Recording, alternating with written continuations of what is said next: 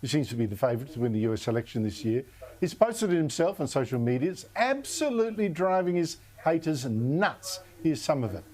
Fight the Marxists, eat supper, then go to the Oval Office and stay past midnight at a meeting of the heads of state. So God made Trump. I mean, somebody with arms. Trump is you know, a Marmite character. You either love him or hate him, but you cannot deny that the man is you know, box office entertainment. I mean, I watched Armageddon and it was hilarious. Ricky Gervais has basically torn up the rule book, particularly for people who don't think you should be allowed to punch down in comedy, even though the whole point of comedy is to be able to mock whoever you want to. I didn't watch that joint yet. He's not the kind of person that can be cancelled because he's uncancelable, and it's important to have voices like this that are not, you know, vulnerable to the mob to actually speak out. If you actually watch the special, it was very funny. I mean, the asylum seekers point did really make me laugh, and you know, he threw in a few jabs there about trans people as usual.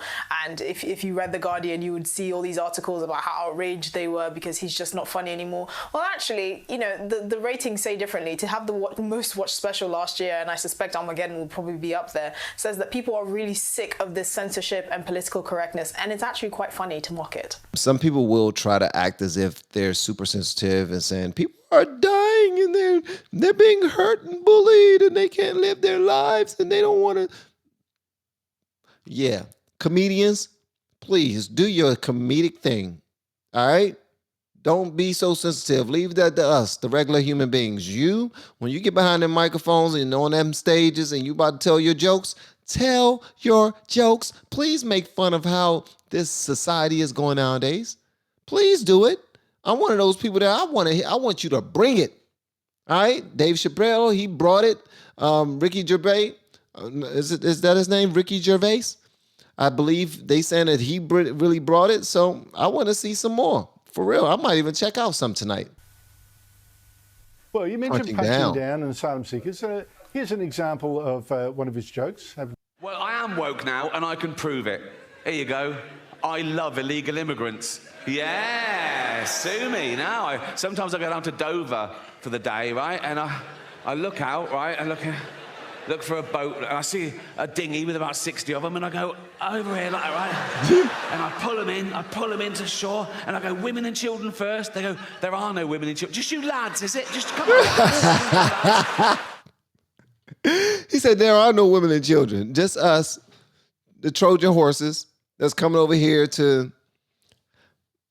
I don't know, get a good job and be good citizens. Is that what they told us to say?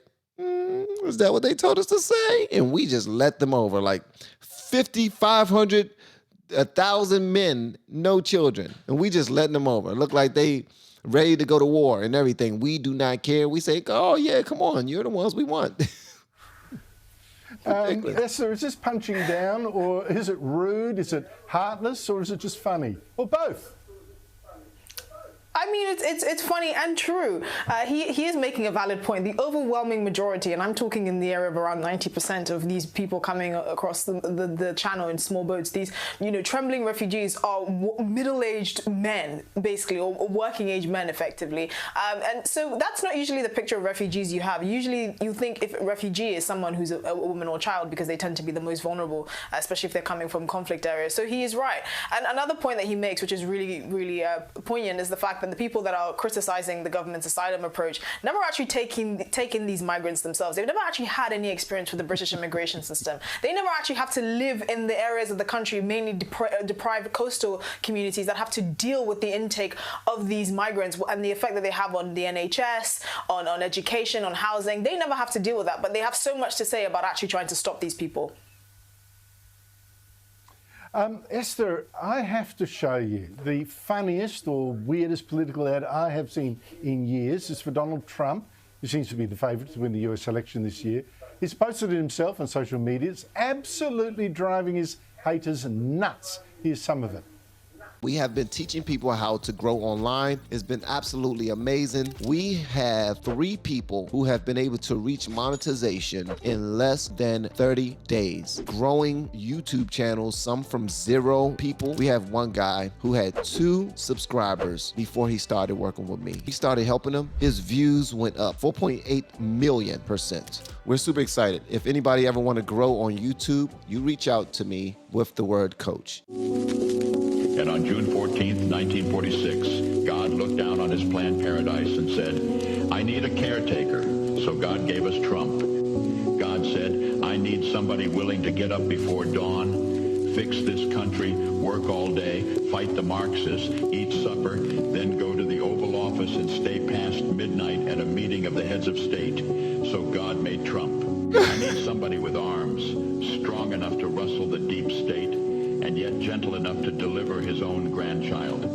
Somebody to ruffle the feathers, tame cantankerous World Economic Forum, come home hungry, have to wait until the First Lady is done with lunch with friends, then tell the ladies to be sure and come back real soon, and mean it. So God gave us Trump.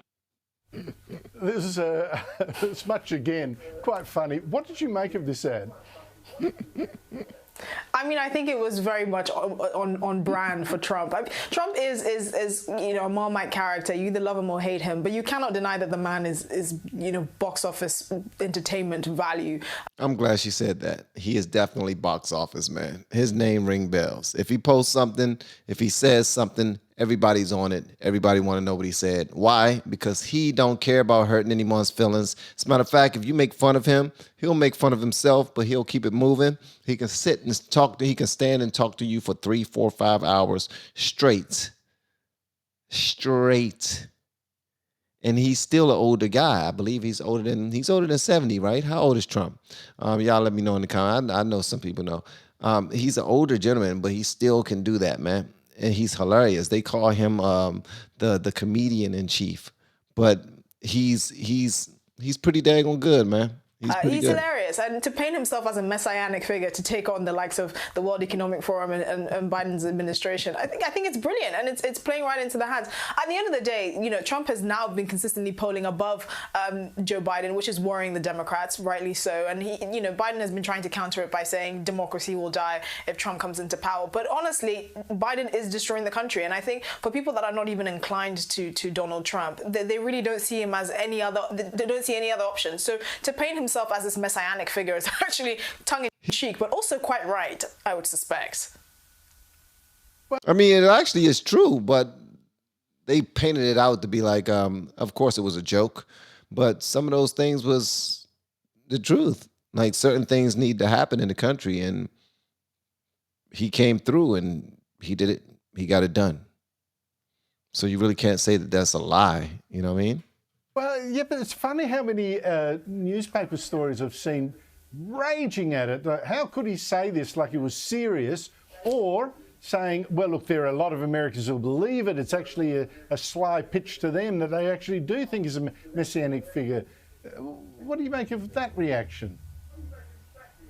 I mean, of course, Trump wasn't known for being quite an evangelical figure before he decided to enter politics. I mean, he was known to kind of roll with high ballers in Hollywood and rappers and all of these people. But at the end of the day, politics is politics. You do, if you're going to, lock in the Republican base, you do have to secure a large part of the Bible Belt. And fortunately, the Bible Belt do like references to God, and to make it both comical and in a way also factual is quite clever. I mean, one thing you have to admit is that Trump has excellent political instinct, and he knows his audience, and he knows how to ruffle the right feathers, and he's doing exactly that. Yeah, but is he moving the needle, man?